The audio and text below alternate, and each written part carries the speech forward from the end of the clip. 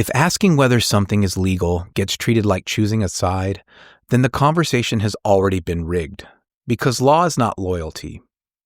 And the way Venezuela is being talked about right now is a textbook example of how the political binary is being used to control what people are allowed to think about.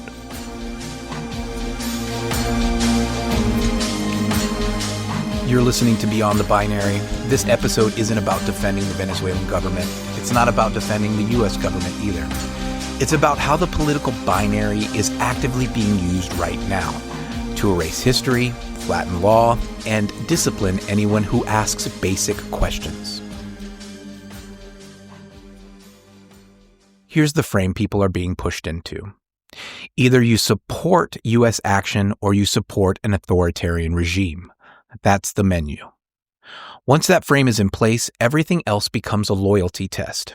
Ask whether Congress authorized the action, you're defending the enemy. Ask whether international law was followed, you're undermining democracy.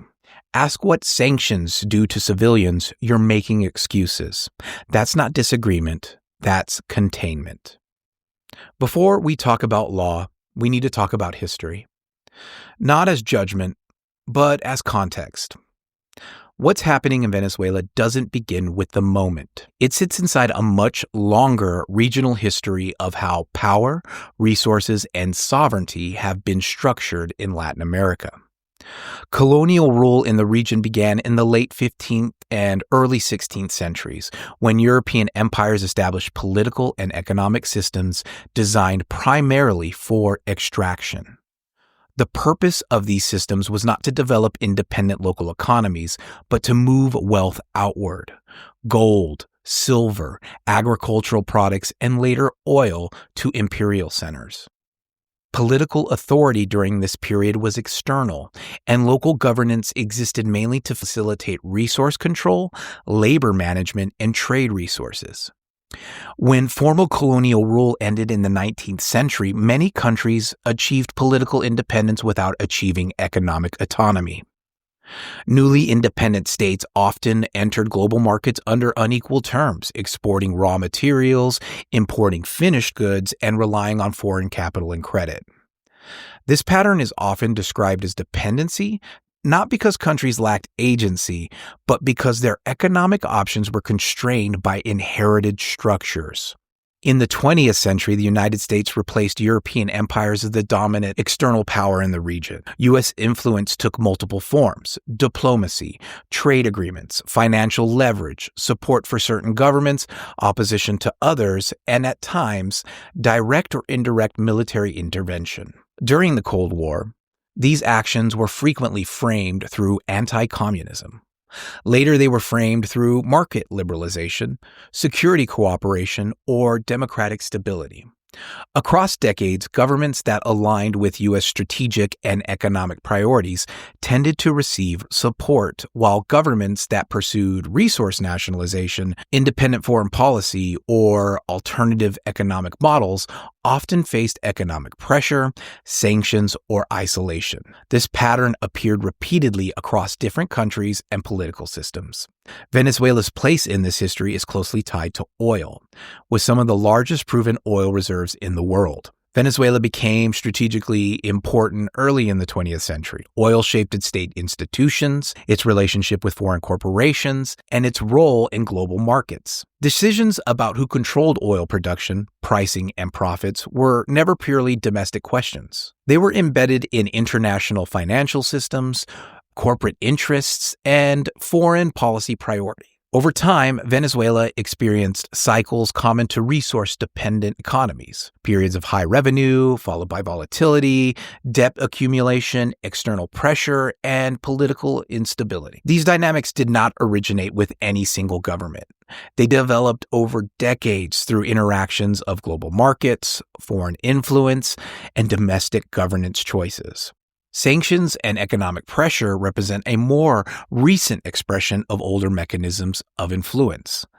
Rather than direct control, they function by restricting access to financial systems, trade networks, and international institutions. While intended to influence state behavior, their effects extend beyond governance to broader populations, especially in economies already shaped by dependency and limited diversification. Seen in this context, Venezuela is not an anomaly. It reflects a regional history in which sovereignty has often been conditional, economic autonomy constrained, and political outcomes shaped by forces both inside and outside national borders. Understanding this history does not require endorsing any government's actions. It provides context for why contemporary crises develop the way they do, and why their consequences fall unevenly across societies. With that history in mind, let's talk about the law. Talking about the U.S. Constitution is not ideology. Talking about international law is not ideology. Talking about civilian harm is not ideology. These are structural facts. Under the Constitution, Congress controls war powers. Under international law, the use of force against a sovereign state requires specific legal conditions, and sanctions are not symbolic. They restrict food, fuel, medicine, and banking. But inside the political binary, those facts get treated as opinions. Instead of asking, was this lawful, people are forced to answer, whose side are you on? So legality becomes preference, process becomes betrayal, and accountability disappears. That's what it means to collapse law into loyalty.